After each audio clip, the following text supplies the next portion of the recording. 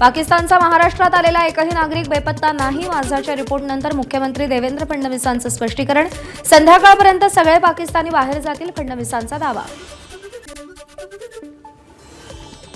पहलगाम हल्ल्याचा एनआयएकडून तपास सुरू. फॉरेन्सिक तज्ज्ञांच्या मदतीनं विविध ठिकाणांहून पुरावे गोळा करण्याचं काम सध्या सुरू आहे. अरबी समुद्रात नौदलाकडून जोरदार युद्ध सराव सुरू. अनेक युद्धनौकांवरून क्षेपणास्त्रभेदी यंत्रणेच्या चाचण्या. युद्धनौकांवरून गोळीबाराचाही सराव. कधीही, कुठेही आणि कसंही तयार आहोत, नौदलाचं निवेदन.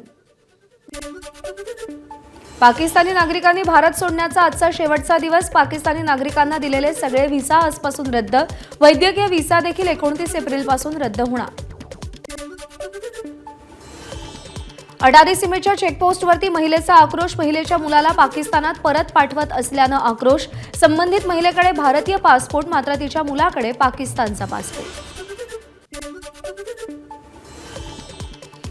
पहलगाम हल्ल्यामध्ये 15 स्थानिक तरुणांची मदत झाल्याचं उघड. एनआयए आणि तपास संस्थांनी तयार केलेली संशयितांची यादी. 5 प्रमुख संशयितांपैकी 3 लवकरच अटक होण्याची शक्यता. काश्मीरमध्ये मोठं कोम्बिंग ऑपरेशन. दहशतवाद्यांना मदत करणाऱ्या 446 पेक्षा जास्त लोकांना ताब्यात घेतलं. पाकिस्तानची कोंडी करण्यासाठी हालचाली सुरू. जम्मू काश्मीरमधील जैनापोरामधील सक्रिय दहशतवादी अदनान शफीचं घर उद्ध्वस्त. तो 1 वर्षापूर्वी दहशतवादी संघटनेमध्ये सामील झाला होता. जम्मू काश्मीरमधील कुपवाडा इथं आणखी एका दहशतवाद्याचं घर उद्ध्वस्त. लष्कर-ए तोयबाचा दहशतवादी फारुख तिदवा याचं घर जमीनदोस्त. पहलगाम हल्ल्यानंतर सुरक्षा यंत्रणा सतर्क. पहलगाम हल्ल्यानंतर आणखी 4 संशयित दहशतवाद्यांची घरं उडवली. आतापर्यंत 9 दहशतवाद्यांची घरं जवानांकडून जमीनदोस्त.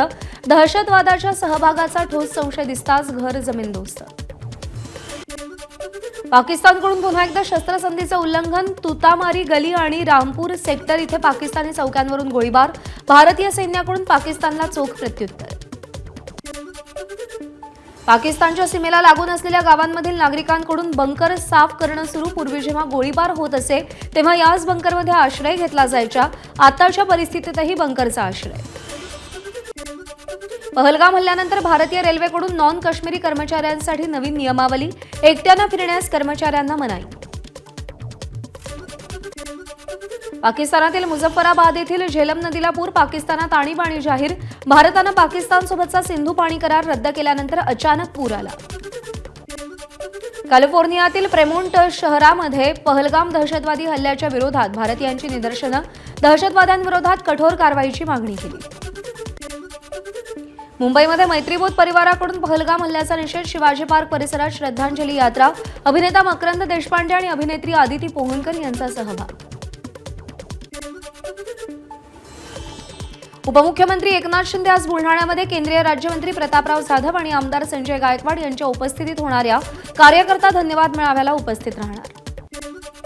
पोलिसांबद्दल आक्षेपार्ह वक्तव्य करणं. आमदार संजय गायकवाड यांना भोवलं. बुलढाणा शहर पोलिसात गुन्हा दाखल. महाराष्ट्र पोलीस सहकार्यक्षम असल्याचं गायकवाडांनी वक्तव्य केलं होतं.